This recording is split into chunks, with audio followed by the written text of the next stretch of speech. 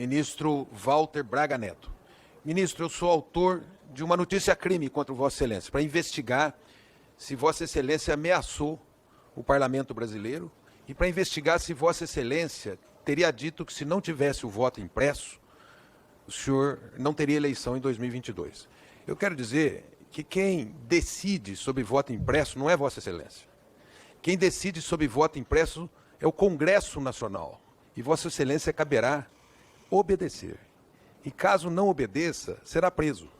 Então quero saber de Vossa Excelência se o senhor disse que não haverá eleição em 2022 caso tenha voto impresso.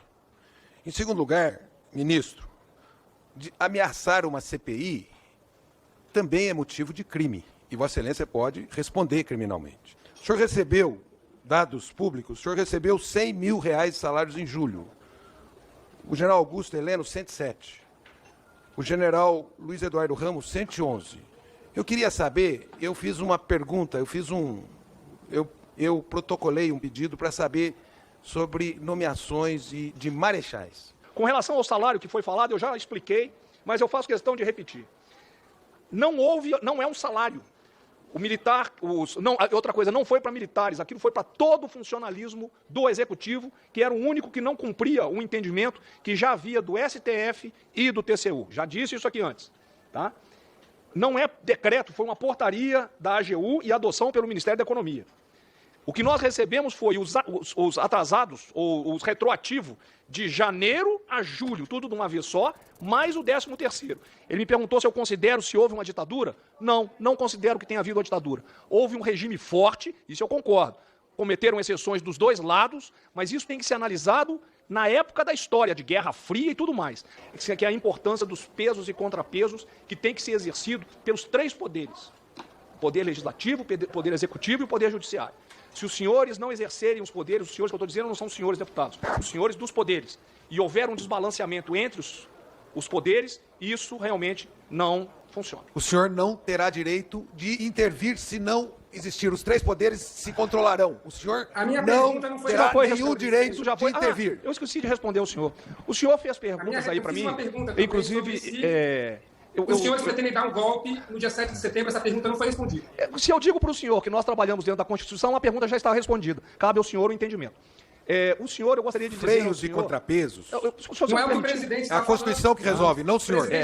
O senhor tem que ficar no seu quadradinho. O seu quadradinho. O senhor... Fernando, Como o senhor pode desrespeitar a memória das pessoas? E os ataques terroristas que vocês fizeram? Só um momento. E aqui fazer ameaças. E os ataques terroristas que vocês fizeram? Eu queria responder. Eu não agredi o ministro Walter Souza Braga Neto. Ele disse, na última frase, que ele respeita a Constituição e a Constituição prevê freios e contrapesos. Freios e contrapesos na relação entre os três poderes. Aí ele fala, e se falhar, aí eu respondi, se falhar, a Constituição tem os seus mecanismos de freios e contrapesos. E, portanto, se falhar, não cabe intervenção militar. É isso que eu quis dizer a ele. Então, eu volto a dizer, porque deixa eu só colocar... Dentro desses instrumentos, 142. Só um minutinho. O Supremo Tribunal Federal, cabe dizer, por último direito, o parlamento cabe decidir, a urna eletrônica, quem decide é o parlamento, e ponto. A urna eletrônica, o voto impresso. Agora, no conflito entre os poderes, nós temos mecanismos constitucionais de solucionar e não existe nenhum tipo de tutela sobre os poderes. Não existe tutela sobre os poderes. Nem a Constituição prevê tutela sobre os poderes. E isto fez parte da última frase. Ele disse, se falhar, eu respondi. Se falhar, a Constituição responde, os poderes retomam o equilíbrio entre si. Não houve agressão. Mas, na última frase, houve uma dubiedade que eu deixei clareza na dubiedade. Eu quero dizer, ministro, que a notícia-crime foi para investigar. Então, dentro da notícia-crime, o senhor que diga, eu não disse isso. Tem coisas que são inaceitáveis, ministro. Tem coisas que são Você inaceitáveis. é mulher? Eu sou mulher, mas não me intimido para homem que fala grosso e fica fazendo ameaçinha, entendeu? Não me intimido, vou falar. Mas, ministro, tem coisas que são inaceitáveis.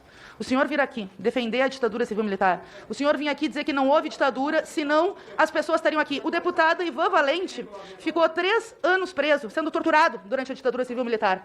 Nós tivemos mais de 490 pessoas, segundo a Comissão da Verdade, assassinadas. Pô, faz tudo que quer aqui. Recentemente, nós tivemos o relato da única sobrevivente da Casa da Morte em Petrópolis. E o senhor vem aqui e reivindica esse legado quando fala absurdos como esse. Além de deixar claro, no final, fazer uma ilação que se os poderes não se ajustarem, aí fica ruim. Aí fica ruim se o povo brasileiro não se levantar e não se organizar para não aceitar ameaças golpistas. Tem coisas que são inaceitáveis. Defender o que o senhor defendeu aqui, 21 anos, do silêncio dos fuzis, eu não aceito. Teve muita gente que lutou para que nós pudéssemos estar aqui, e não é o senhor que vai pagar esse passado.